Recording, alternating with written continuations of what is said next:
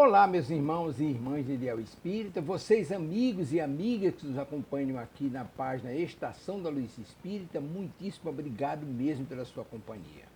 A nossa página Estação da Luz Espírita não tem fins lucrativos, o objetivo é a divulgação da doutrina espírita. E é por isso que nós reunimos aqui esta sede de matérias espíritas para que possa atender às suas necessidades, estudo, lazer, pesquisa. Você encontra aqui na nossa página Estação da Luz Espírita os livros da codificação, obras suplementares, entrevistas, palestras e os programas da Web Rádio Estação da Luz de Natal e Web Rádio Cristo Consolador de São Paulo. Ou seja, um acervo que atenda às suas necessidades, sem fins lucrativos. O objetivo é a divulgação da doutrina espírita.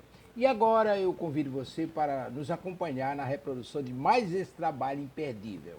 Muito obrigado mesmo pela sua companhia e vamos juntos!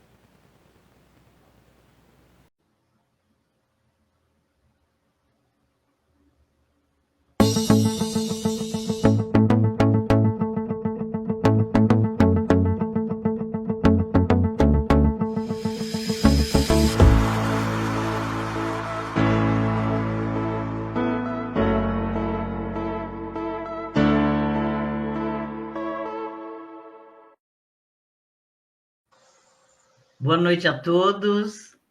Boa noite, Rita. Boa noite. Boa noite a todos também. Sejam todos muito bem-vindos à nossa reflexão, à web rádio Cristo Consolador. Rita, obrigado por ter aceito o convite. Nosso companheiro Alessio está no trânsito, né? Trânsito de São Paulo. Não choveu, mas o trânsito continua o mesmo, né? Então, com certeza, assim que der, ele vai poder entrar, que ele chegue com calma, com tranquilidade.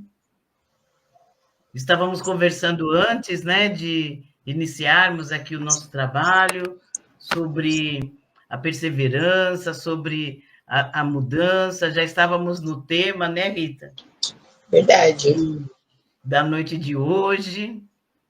E que a gente possa, né, estar trazendo essas reflexões junto com o Emmanuel, para não só estarmos aqui falando, conversando, mas acalentando os nossos corações, os nossos sentimentos, para estar tendo uma transformação nas nossas vidas, nas nossas ações, né? Vamos assim. Também já vou fazendo uma leitura de mensagem para a gente estar nos harmonizando, nos tranquilizando. Já vamos fazendo a nossa preparação para estarmos buscando, né, estar mais tranquilos, deixando tudo o que aconteceu do lado de fora, né, nesse dia, para a gente estar mais receptível às nossas reflexões. Então, já vamos assim, fazendo a leitura. Silencia, do livro Dias Melhores, de Carlos Barcelli, pelo irmão José. Vamos lá. Espera o momento certo de falar. Deixa que os ânimos se assereneiam. Não te manifestes verbalmente no primeiro impulso. Não permutes ofensa. Quem se exalta está fora de controle. Olha que interessante, né? Utiliza o bom senso e silencia.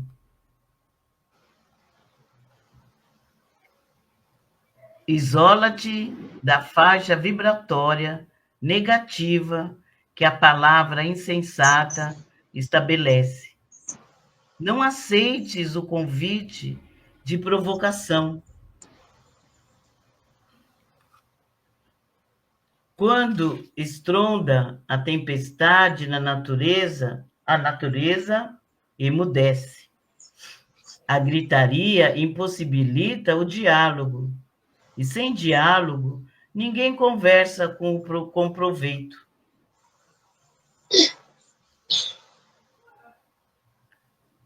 Em determinadas circunstâncias, somente o silêncio consegue falar mais alto e mais convincente.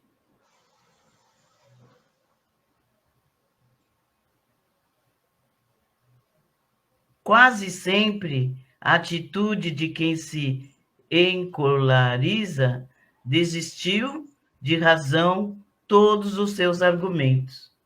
Então, olha só, né? É um convite para estarmos nos silenciando. Mas ele não fala só para a gente fechar a boquinha e ficar quieto, né? Ele nos dá a razão. Ele vai colocando aqui, o irmão José, os pontos, né? Para a gente ir por conta do silêncio. O porquê do silenciar. Então, na hora de uma atividade dentro da nossa casa, ou no trabalho material, ou na nossa vida mesmo ali dentro da sociedade, né? Que tiver algum atrito, que tiver alguma situação, que a gente silencie. É muito difícil ainda para nós, né? Porque nós queremos ser o dono da verdade, nós queremos falar tudo porque nós sabemos de tudo, e hoje o convite é para a gente silenciar, se acalmar, porque não adianta. Em meio à gritaria, em meio a situações de ofensas, né? Não tem como o diálogo, né? Não tem como a gente querer dialogar ou colocar os nossos pontos de vista, né? É necessário que a gente silencie.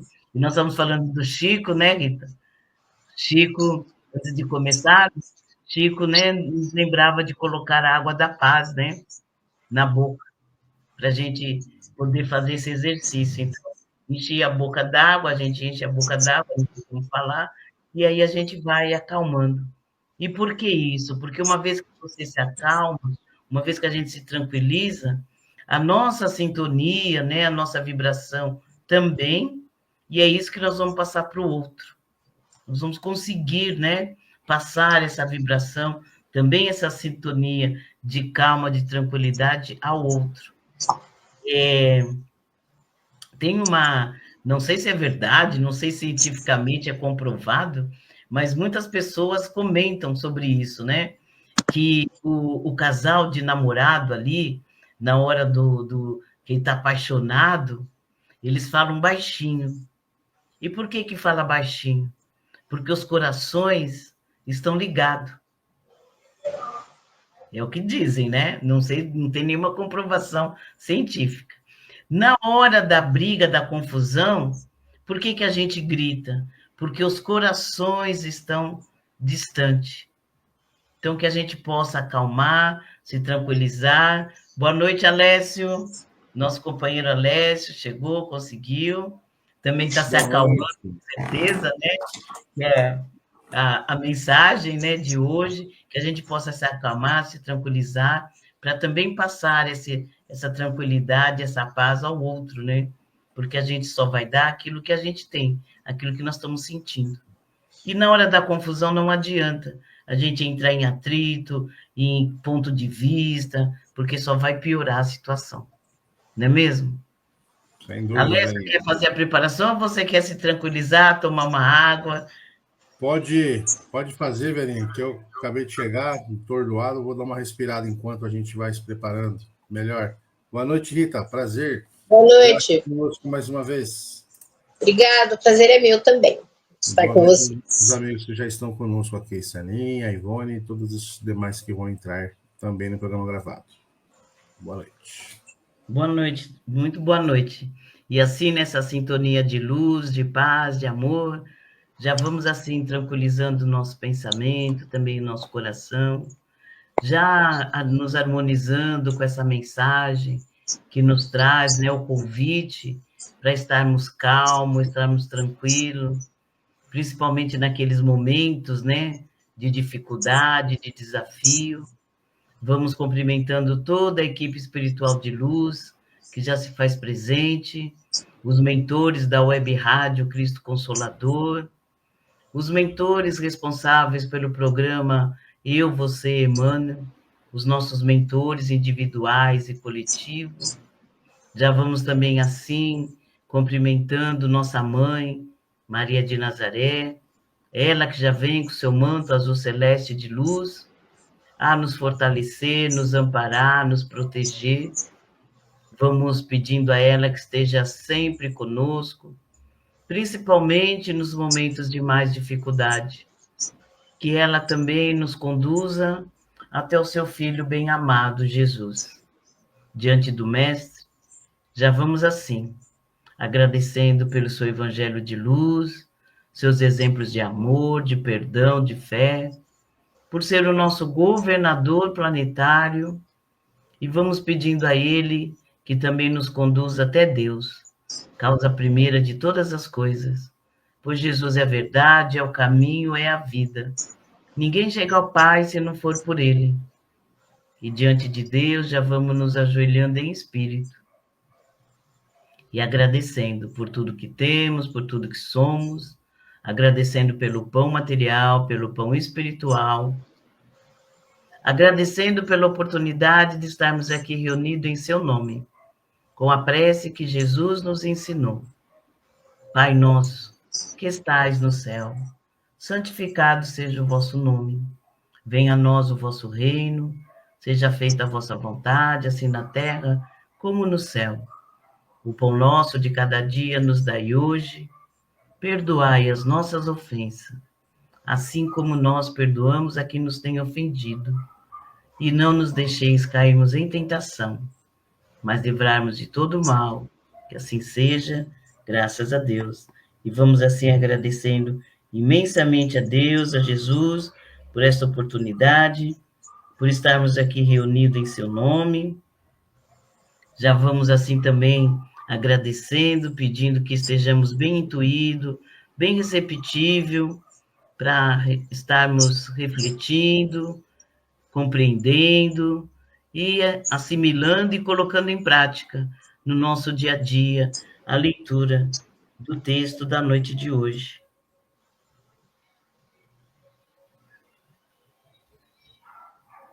Já vamos ao texto, que é o livro Pão Nosso,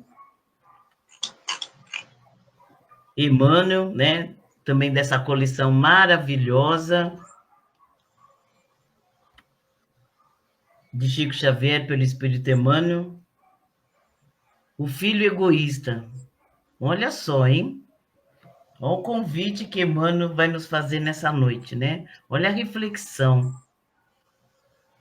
Mas respondendo ele, disse ao pai: eis que te sirvo há tantos anos, sem jamais transgredir um mandamento teu, e nunca me deste um cabrito para alegrar-me com os meus amigos.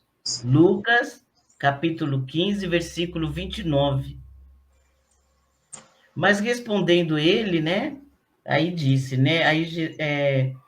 O Emmanuel vai conversar a respeito, né? A parábola não apresenta somente o filho pródigo, mas aguçada atenção encontraremos o filho egoísta. O ensinamento velado do mestre demonstra dois extremos da ingratidão filial. Um reside no esbanjamento, o outro na avareza. São as duas extremidades que fecham o círculo da incompreensão humana. De maneira geral, os crentes apenas enxergaram o filho que abandonou o lar paterno, a fim de viver nas estronices do escândalo, tornando-se credor de todas as punições, e raros aprendizes conseguiram fixar o pensamento na conduta condenável do irmão que permanecia sobre o teto familiar, não menos passível de repreensão. Observando a generosidade paterna, Os sentimentos inferiores que o animam sobem à tona e ei-lo na demonstração de sovinice. Contraria-o a vibração de amor reinante no ambiente doméstico. Alega como autêntico preguiçoso os anos de serviço em família. Invoca na posição de crente vaidoso a suposta observância da lei divina e desrespeita ao genitor, incapaz de partilhar-lhe o justo contentamento. Esse tipo de homem egoísta é muito vulgar nos quadros da vida, ante o bem-estar e alegria dos outros. Revolta-se e sofre através da secura que o aniquila e do ciúme que o envenena. Lendo a parábola com atenção, ignoramos qual dos filhos é o mais infortunado, se o pródigo ou se o egoísta. Mas atrevemo-nos a crer na imensa infelicidade do segundo, porque o primeiro já possuía a bênção do remorso em seu favor. Olha que fantástico, né? Essa observação, né, que Emmanuel nos traz essa noite sobre essa parábola, que é, assim, uma atenção para nós, porque ele nos fala, e isso eu acho que é comum a todos, né? A todos nós, o que nos chama a atenção nessa parábola é o filho, aquele que vai embora, aquele que gasta tudo, aquele que, né, se perde lá no caminho, que depois se vê em volta de trabalhar até para o sogro, né, como pior do que um escravo.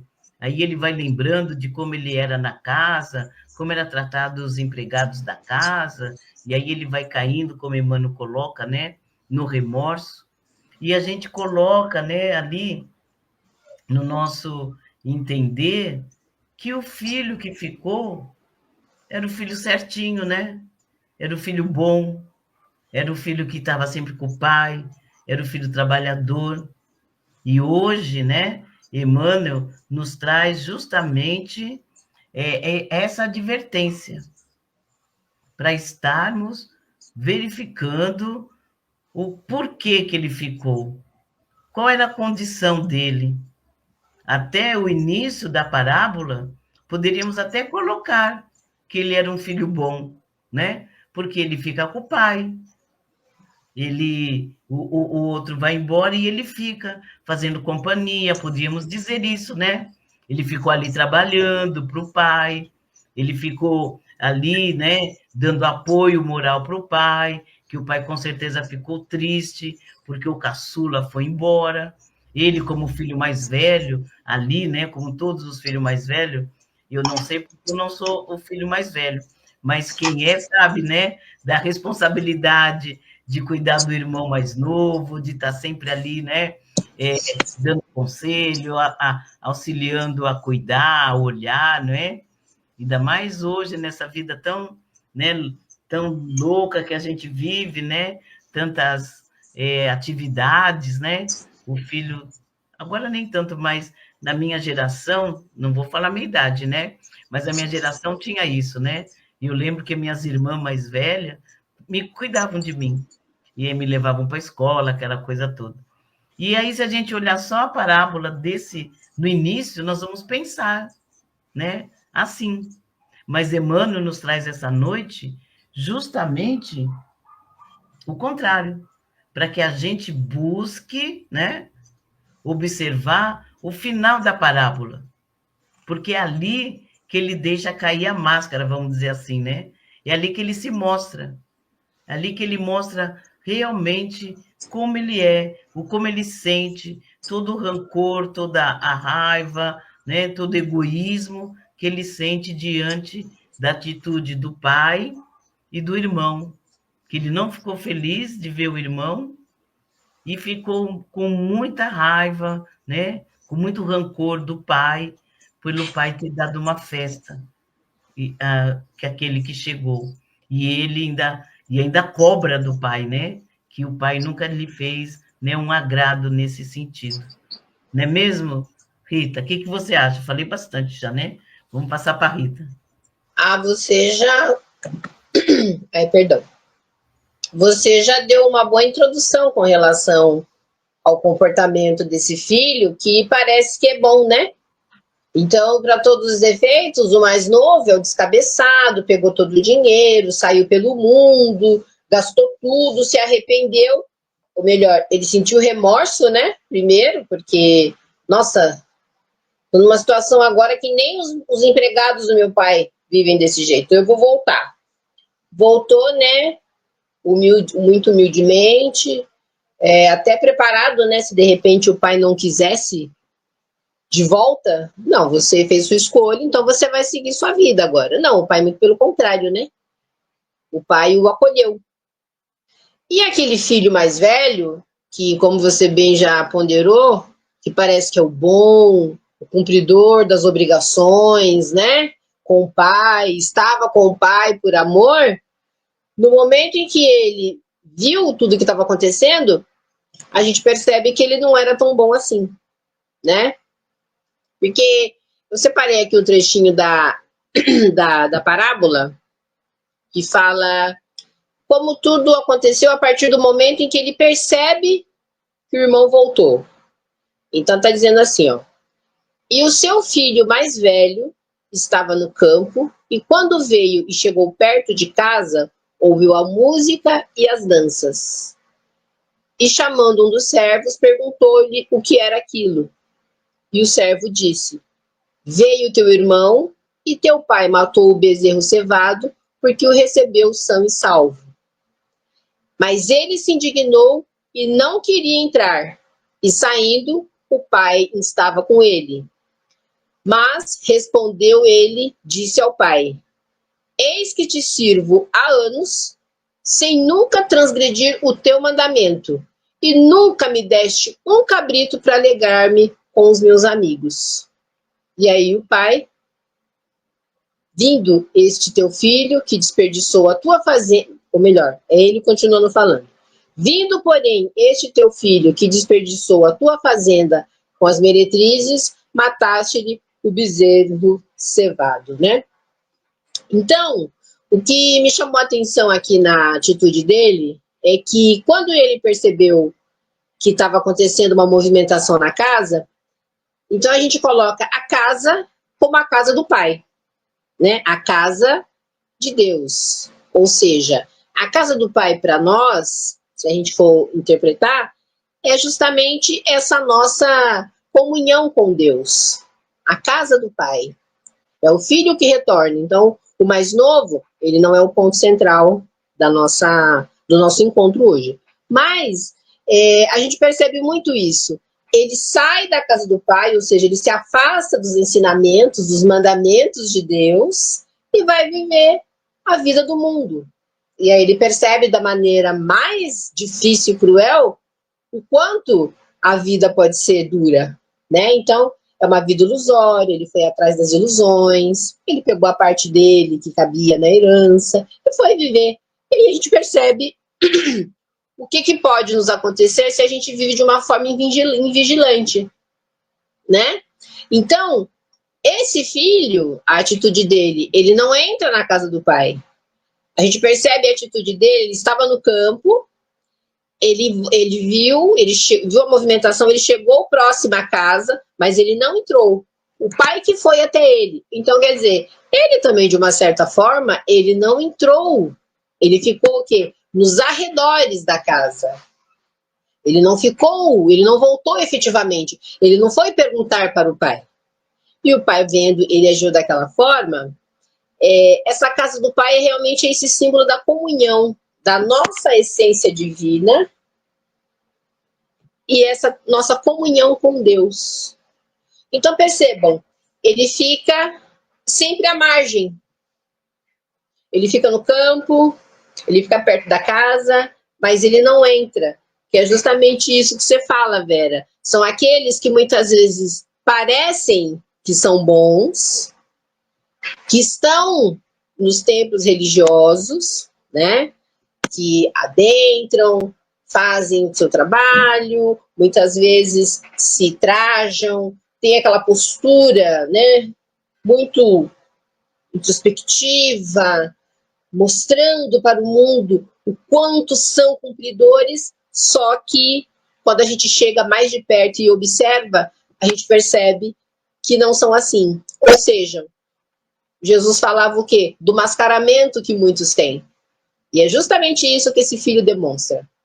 No momento em que ele verbaliza essa inconformação, o Senhor nunca matou um cabrito para eu comer com os meus amigos, mostra que parece que ele era cumpridor e que ele dedicava amor ao Pai. Só que as palavras dele, as atitudes, mostram justamente desamor com relação ao seu irmão, né? Então, Jesus enaltece muito esse comportamento dele. Ele mostra, através da atitude desse filho mais velho, que ele não é bom. Que ele parece, ou seja, é quando muitas vezes se aparenta ser bom, mas não é. Parecer ser bom é uma coisa, ser bom é outra completamente diferente, né? Então, quando o pai vai até ele, ele demonstra claramente todo o desagrado e a revolta dele. Então, quer dizer, a máscara literalmente cai, né? Então, muitas vezes, muitas pessoas até que se dizem religiosas, né? Jesus falava, nem todos aqueles que dizem Senhor, Senhor. Então, Jesus observava muito sabiamente, principalmente na porta dos templos, o comportamento dos homens. Então, tinham aqueles que ou faziam questão de colocar lá nas urnas, né, para se colocar as doações, grandes quantias de dinheiro, de muitas moedas, não raro em momentos em que o templo estava cheio. Então, era para que aquela doação fosse vista por todos, ou então se colocavam nos templos declamando preces muito fervorosas, nos cantos, falando, ou então em praça pública, mesmo na rua. Ele percebia muito desses comportamentos, só que quando se afastavam da multidão, quando era para praticarem a caridade, o amor, não praticavam. Por quê? Porque ninguém estava olhando. Então, Jesus, ele tinha muito essa questão de perceber que muitos apenas aparentavam bondade, né? E esse filho mais velho, ele personifica muito essa questão do orgulho. A questão do orgulho, ele faz com que a gente se sinta muito superior ao outro. E ele, com certeza, achava que o irmão era inferior a ele. Principalmente por ter tido, vamos dizer assim, a coragem de ir embora, levando aquilo que lhe cabia na herança, e que o pai prontamente cedeu, né, para ele. Então, quando ele voltou derrotado, sem nada, aquele orgulho insuflou mais ainda. Então, quer dizer, ele se sentiu realmente muito superior ao irmão, né? Então, essa é a questão do orgulho. Ele trava muito o nosso desenvolvimento, o nosso crescimento, porque ele faz com que o ser se sinta muito superior em relação aos outros, autossuficiente. A opinião dele tem muita importância, por quê? Porque é um estado de espírito, né? Então, essa postura desse filho, como ele demonstra ser muito orgulhoso, aí o orgulho ele acaba sendo o quê? A raiz de muitos males. O que a gente percebe nele também? Muita cobiça. Ele faz uma chantagem com o pai, porque o que ele fala? Eu estou aqui sempre disponível para o senhor nunca fez nada por mim, o senhor nunca matou um cabrito. E agora o senhor, para ele que vai embora, volta desse jeito, o senhor mata um bezerro cevado, então quer dizer, deve ser um bezerro muito bem, né, avantajado, que significa muita fartura. Então aí a gente percebe o quê? essa condição que ele acha que pelo fato dele estar perto, sem transgredir nenhum mandamento, a gente percebe que ele não tinha esse comportamento por amor. Ele tinha interesses escusos atrás dessa atitude. Então ele achava que ele teria em algum momento uma recompensa maior em relação ao pai. Ele achava que ele deveria ter o reconhecimento, a remuneração e outras benesses. Mas a gente percebe muito nessa atitude dele, muitos comportamentos que às vezes a gente pode até ter, de fazer as coisas esperando algo em troca. Não faz o bem pelo bem simplesmente. Faz o bem esperando algum reconhecimento. E é engraçado que a gente percebe muito no meio espírita, né, no caso dos médiuns, que muitos acham que o médium que não pratica a mediunidade da maneira devida é aquele que recebe alguma coisa em troca. Nem sempre. Muitas vezes as pessoas esperam um elogio, um reconhecimento, ser tratada com uma certa deferência, que eu acho que era esse o grande ponto. Ele achava que pelo fato dele estar ali junto com o pai, ele deveria ter um tratamento especial. E muitas vezes nós achamos que nós deveríamos ter um tratamento especial pelo nosso esforço, pelo nosso trabalho. O próprio Jesus fala que quando nós fazemos o bem, devemos simplesmente fazer o bem e passar, né? O próprio Evangelho fala que a nossa mão esquerda não deve saber o que faz a direita. Então, essa questão do mascaramento, ela é muito importante a gente falar pelo seguinte, muitas vezes esse mascaramento ele vem revestido daquela bondade desinteressada, quando na verdade não é tão desinteressado assim. Muitas vezes ele vem acompanhado de uma certa vitimização ou martirização, né? Foi como ele falou. Ele diz que estava lá cumprindo com os mandamentos do Pai, então ele está agindo como mártir, ou seja, olha quanta coisa eu renunciei para estar com o Senhor. E muitas vezes na nossa vida a gente faz isso também. Eu deixei de fazer isso pela pessoa, né? Às vezes as relações de afeto, né? Muitas vezes isso acontece, né? Faz muito pelo outro, renuncia a tudo. Nós mulheres, a gente ainda tem muito esse viés, né? Renunciar a tudo, a uma carreira, a um gosto, um descanso, um divertimento, um lazer, para se dedicar ou à família ou aos filhos. E achando que muitas vezes seremos reconhecidos e não seremos, né? O máximo que a gente vai ganhar se a gente cobrar é a pessoa muitas vezes falar, você fez porque você quis, eu não pedi nada, né? Então até para o fato da gente querer ajudar, se dispor ao outro, a gente não pode esquecer também da gente. O que é importante para nós, o que é importante para o nosso crescimento. Nós não recomendamos que a gente abra mão de tudo por todos. Quer dizer, quando muitas vezes a gente precisa, para falar um sim para o outro, eu preciso dizer não para mim, eu preciso rever essa atitude também. Porque a vida que nós temos aqui na Terra, ela também tem muito a ver com o nosso processo de crescimento. Nós devemos ajudar o nosso semelhante, mas nós não devemos esquecer também da nossa parcela de ter respeito por si mesmo, né? Então, tem que ter essa medida para não ficar, assim, uma balança muito desigual. Eu ajudo, às vezes a gente vê filhos, irmãos, tá precisando de uma ajuda, de uma força. Nada impede que a gente deixe de fazer, muitas vezes, alguma coisa por nós durante um tempo para ajudar aquela pessoa que está precisando. Mas também é importante a gente ter a medida, não tirar a responsabilidade da pessoa, porque muitas vezes a gente larga tudo, faz a parte da pessoa e depois reclama, que é o que ele fez.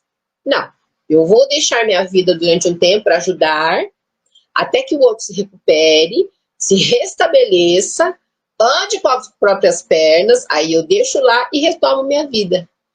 Muitas vezes é esse equilíbrio que nos falta, né? Então, Muitos se colocam como vítima, ou então fala assim, se sente muito bom e fica perguntando, por que mal eu fiz a Deus para merecer uma vida tão infeliz? E não é assim, né? Que mal eu fiz a Deus? O capítulo 5 do Evangelho do Espiritismo fala, causas anteriores às aflições. Se eu passo por uma determinada dificuldade, sofrimento, um grande desafio, se eu percebo que as minhas atitudes não me levaram àquela situação, provavelmente está numa época, numa existência anterior. Porque todo sofrimento é justo, né? Então, aí a gente percebe que nós não somos vítimas da vida. Então, esse filho, ele fala muito sobre isso, ele personifica muito todas essas condições que a gente percebe na vida, sabe? Ele demonstra, até coloquei aqui, ó, nessa atitude dele, numa frase, num diálogo de alguns minutos, muito simples, ele demonstra claramente sinais de inveja, despeito, cobiça, e a gente percebe muitas vezes que ele, tendo esses sentimentos, no fundo, se percebe o que é. Ele gostaria muitas vezes de ter feito exatamente aquilo que o irmão fez. Mas ele não tem coragem. Então a gente percebe muito que a gente percebe muito pessoas assim. Tem muitas vontades, desejos e sentimentos reprimidos. Porque como a gente vive num mundo de provas e expiações, nós vivemos em sociedade. E nós percebemos que pelos valores do mundo, o mundo nos cobra muito. Temos uma vida muito reta, cheia de medos, restrições. E aqueles que muitas vezes têm coragem, porque a gente vê, o filho pródigo, o irmão mais novo, ele teve coragem, ele foi e deu tudo errado. E ele teve coragem de voltar. Muitos não têm essa vontade. Então, muitas vezes, ele tem esse desejo reprimido de fazer as coisas, não tem coragem, e aí o que muitas vezes ele faz? Ele fica ali admoestando o outro, falando, porque o outro muitas vezes tem uma coragem que ele não teve, né? Então a gente percebe que ele cumpria todas as obrigações com relação aos mandamentos de Deus, mas por obrigação, não por coração. Aí vai uma grande diferença. Porque quando eu faço tudo obrigado, não porque eu tenho aquele desejo genuíno de fazer o bem e de estar ali cumprindo com todas as regras, né, que os mandamentos dizem pra gente, eu reprimo aquilo que muitas vezes é a minha singularidade, é a minha particularidade. Aquilo pode ser uma grande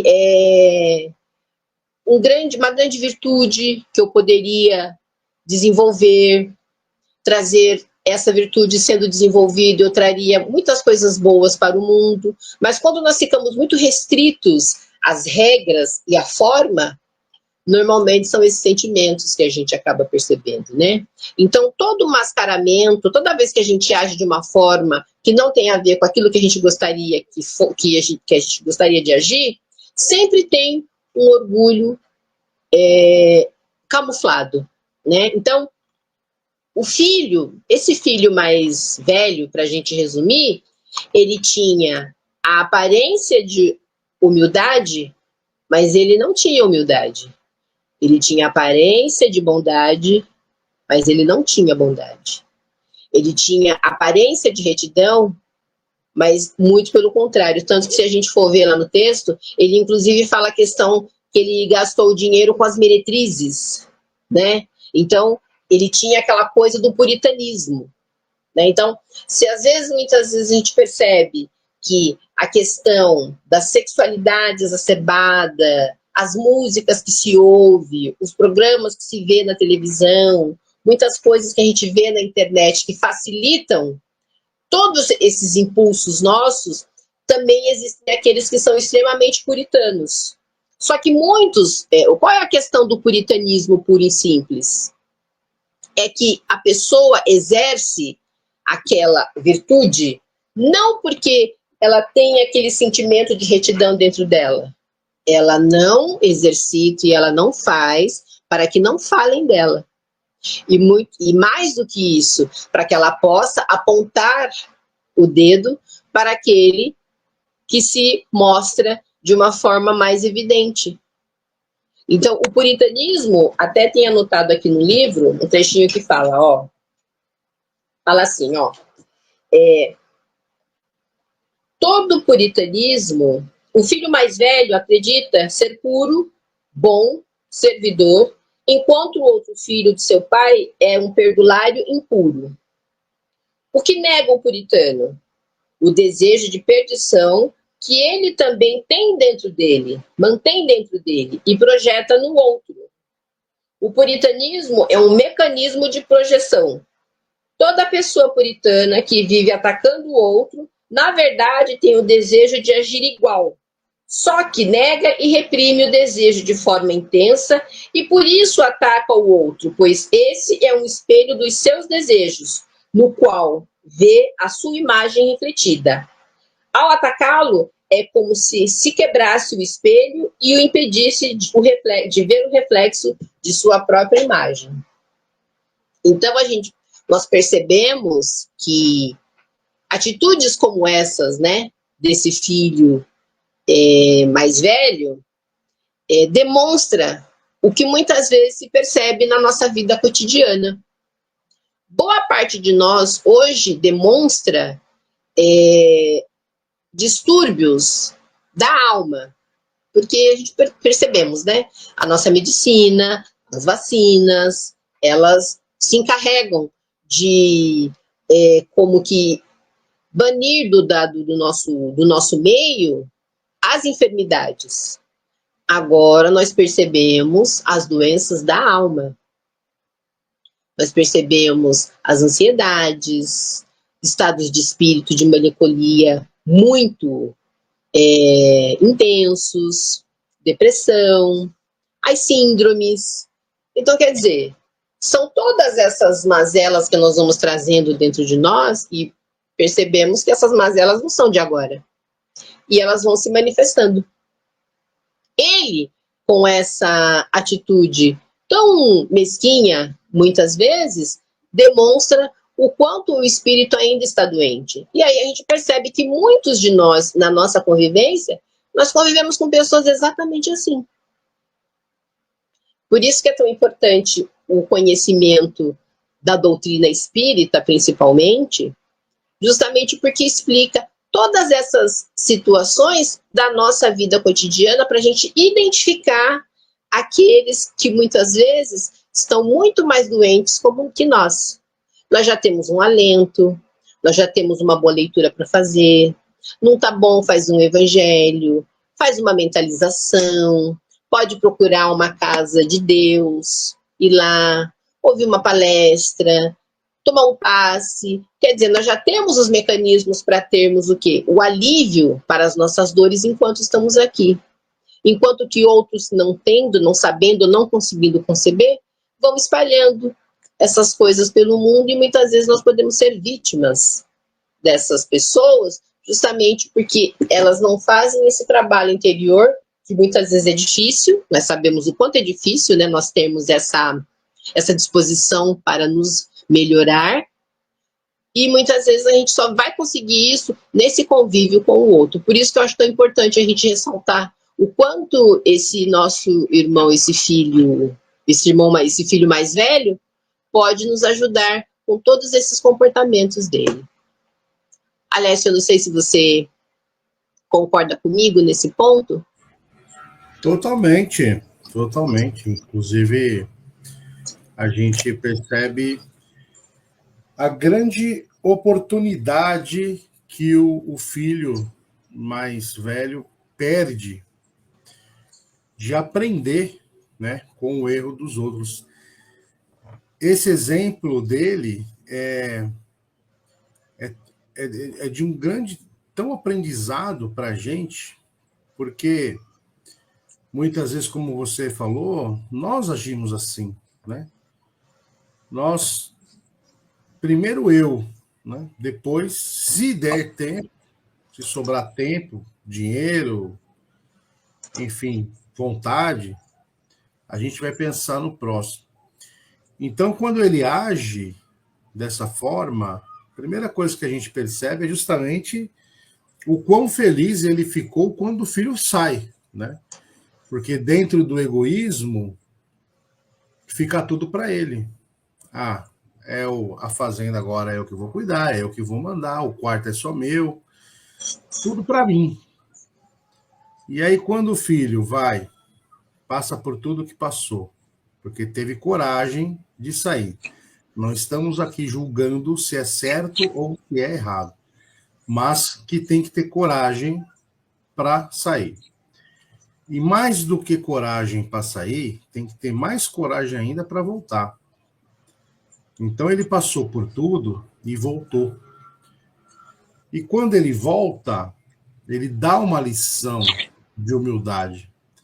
Tanto que se a gente for olhar hoje e perguntar, depois dessa passagem que Emmanuel nos trouxe aqui, e perguntarmos assim, se os dois morressem naquele momento, qual dos dois teria mais evoluído? Qual dos dois teria evoluído mais? É aquele que errou, mas reconheceu, se arrependeu. Certamente, numa próxima reencarnação, ele virá muito melhor. E aquele que não saiu, que a princípio dá a entender que é o certinho, ele vai daqui para outra vida da forma que veio, não mudou, porque é aquilo que a gente sempre fala, quando a gente acha, ou melhor, quando a gente se tem certeza, né, velho, como a gente brinca, que nós somos o máximo, que nós somos o certo, que nós somos os puritanos, para que eu vou mudar? Eu sou perfeito. Então, tem uma tendência a morrermos da mesma forma que nascemos, sem evoluir, estacionados, né? Aquele que foi, quebrou a cabeça e voltou melhor, voltou mais humilde, certamente voltou menos materialista, porque ele teve uma matéria e percebeu que aquilo não bastava, percebeu a importância do afeto, do amor, do carinho. Então, olha a grande oportunidade que o irmão teve de justamente ser melhor ainda. Se ele fosse ou fizesse como Jesus nos ensinou, né? Como o Pai fez, puxa, vamos olhar o lado positivo. Ele voltou melhor, voltou mais humilde. O irmão poderia falar, puxa, meu irmão está de volta. Agora eu tenho mais uma força para me ajudar. E agora ele veio com uma experiência que ele vivência lá fora, vai contribuir, talvez para a nossa fortuna, progredir ainda mais, né?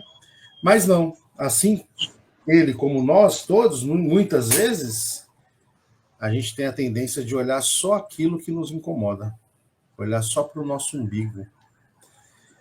E a gente faz isso na nossa casa, né? Às vezes a gente trabalha, a gente faz isso, a gente faz aquilo, a gente fala assim, poxa, eu me mato aqui na primeira discussão que tem com o cônjuge, com o filho, taca na cara. Mas quem é que faz isso? Quem não sei o quê? Então, assim, dentro de casa a gente faz assim, muitas vezes não percebe. A gente faz isso no trabalho, quando a gente acha que a gente é o máximo, e aí uma outra pessoa é promovida, a gente fala, mas também, né? Quer dizer, a gente acha que não é eu que tenho que melhorar, é o outro que foi beneficiado, foi privilegiado. É o ciúmes. A gente faz isso no trânsito. Eu, primeiro. Ninguém me passa, ninguém na minha frente, ninguém... Não vou dar passagem para ninguém. Ah, me fechou, xingo. Então a gente acha que todas as pistas, o farol, foi tudo feito para gente, só para nós. Ninguém mais tem o direito. Nas conduções, né, nos trens, metrôs, ônibus, parece que tudo aquilo foi feito para que a gente pudesse existir, só. Então, o convite fica nesse sentido da gente aprender com o erro dos outros. Então, se eu tenho uma pessoa, um vizinho, um primo, uma familiar que usou droga, que roubou, que fez isso e se deu mal lá na frente e voltou, tá esperando, então para que deixa eu, já que aconteceu, né? Vamos perdoar quando nós somos atingidos e vamos aprender com aquilo, para que eu não precise passar por todos esses perrengues para dar valor. E é o que infelizmente a gente vê muito. Quantas vezes é normal a gente ver, né? Principalmente quando jovens, né? A gente já foi também, a gente sabe como é que é. A Vera ainda é, né? Uma moça, a Rita também. Mas como eu já sou jovem há mais tempo, a gente olha para trás e a gente percebe isso. Poxa, se eu tivesse a cabeça de hoje, quando eu fosse lá atrás, né? Quantas coisas eu faria diferente. E a gente fala para os nossos sobrinhos, para os nossos amigos mais novos, né? Os vizinhos. Fala, olha, quando faz isso, acontece isso, tudo mais, a gente não dá ouvido. É o que o irmão está fazendo. Não dá ouvido. Certamente o pai, durante esse percurso todo, tentou colocar princípios, falou, olha como acontece quando acontecem essas coisas, olha quando... Mas a gente é teimoso, a gente não aprende. E aí a gente olha para o jovem e fala assim, já sei o que vai dar.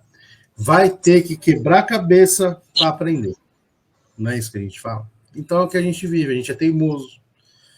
Mas, que bom, né? Que nós temos essa doutrina, que nós, fazendo esse exercício que nós estamos fazendo aqui, certamente amanhã, se tivermos algo nessa situação, nós já vamos pensar melhor.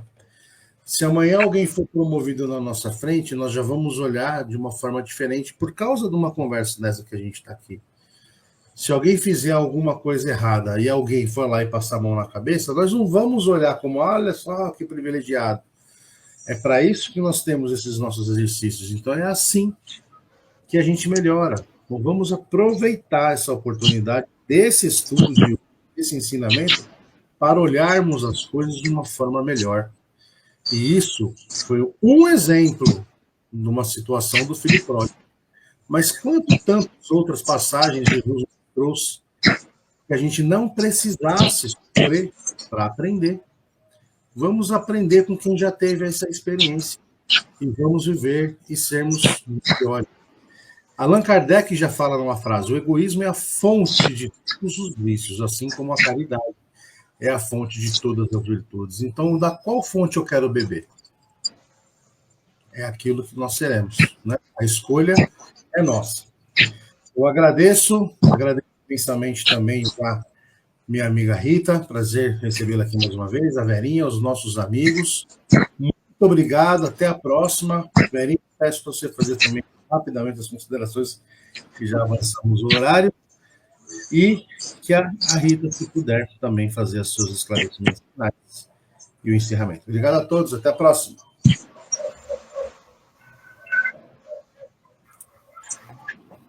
Nós que agradecemos, né? Obrigado também, Alessio, pelas reflexões.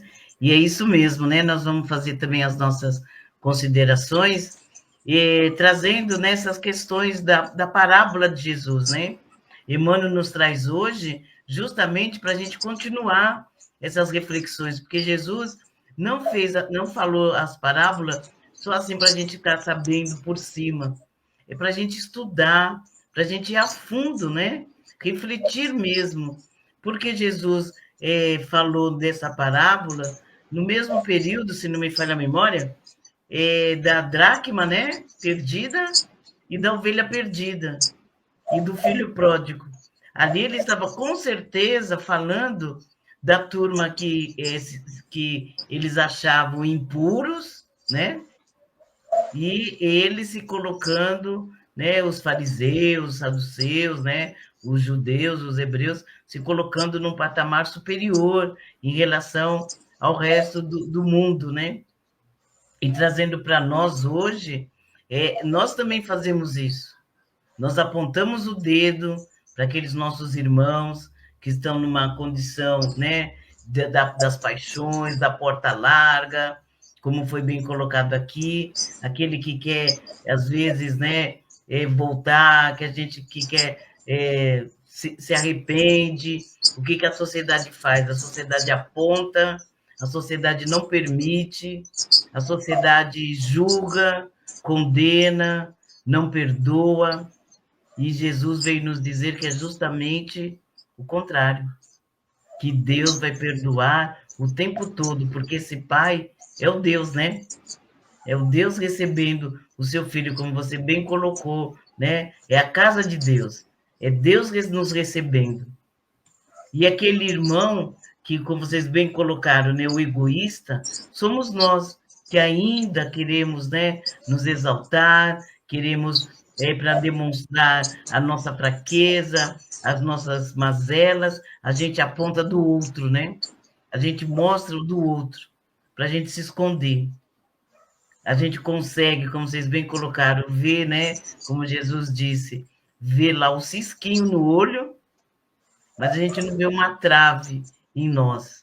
Então, que a gente também se coloque, não como o irmão, né, do filho que voltou, mas o irmão que ficou, que muitas das vezes nós agimos como esse filho, que fica, né, e fica por interesse, fica porque convém, fica porque naquele momento é o momento de colocar uma máscara, de se passar, né, por bonzinho, por disfarçar as suas mazelas, por não querer encarar, né, as suas dificuldades, acha que o outro sim, o outro é sempre o errado, o outro é sempre o culpado, nós não, nós sempre estamos certos, como disse a mensagem, né, da abertura do irmão José também, que a gente não consegue se calar, a gente está sempre querendo colocar a nossa verdade acima do outro.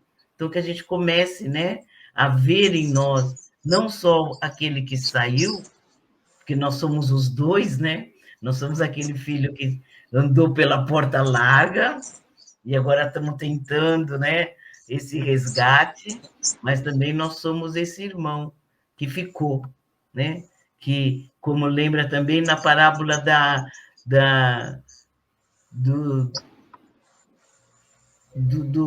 última hora, né? Os trabalhadores da última hora. Nós ainda cobramos, né?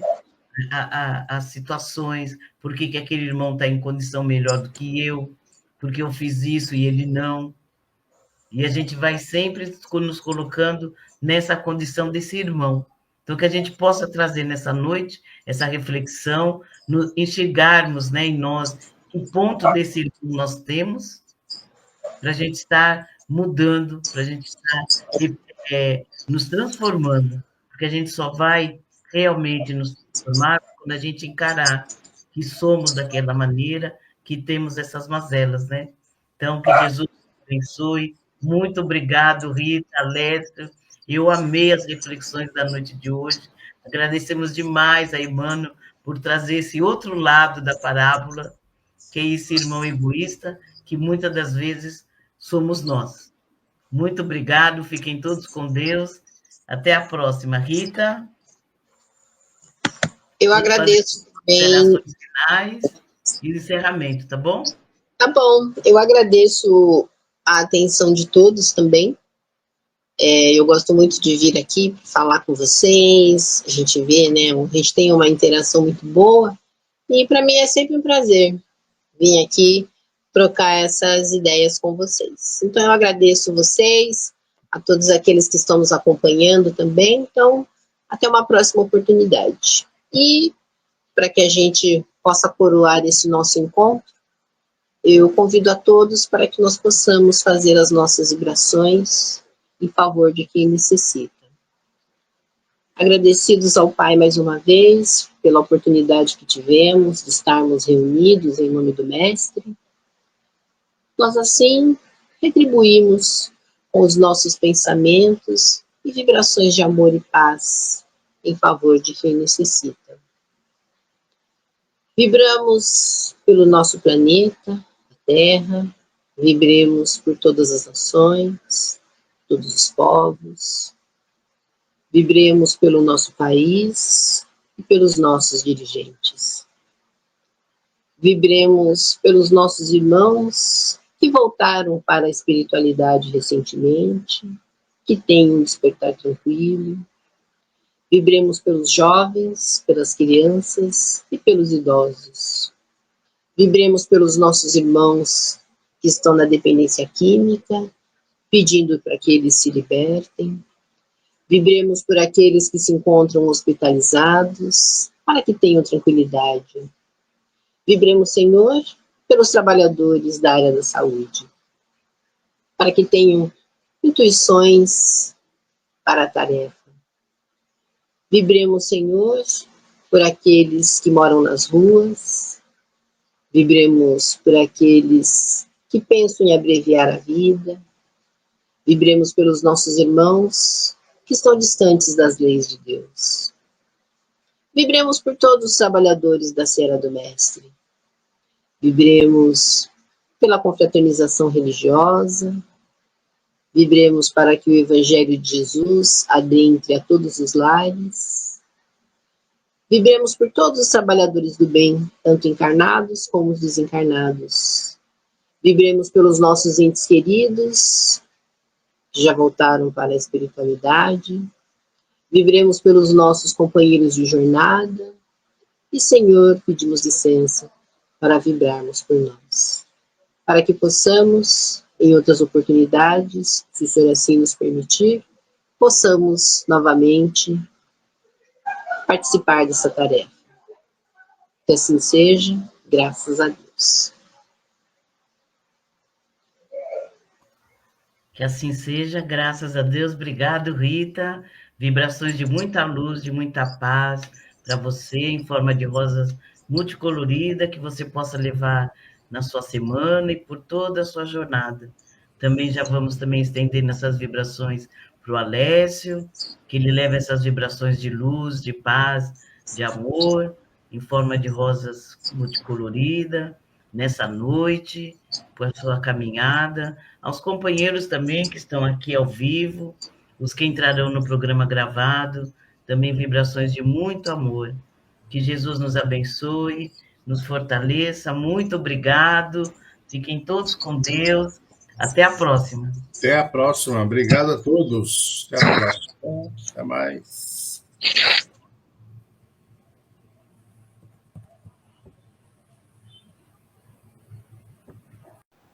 Chegamos ao final da nossa atividade. Muitíssimo obrigado mesmo pela sua companhia e espero você no próximo evento.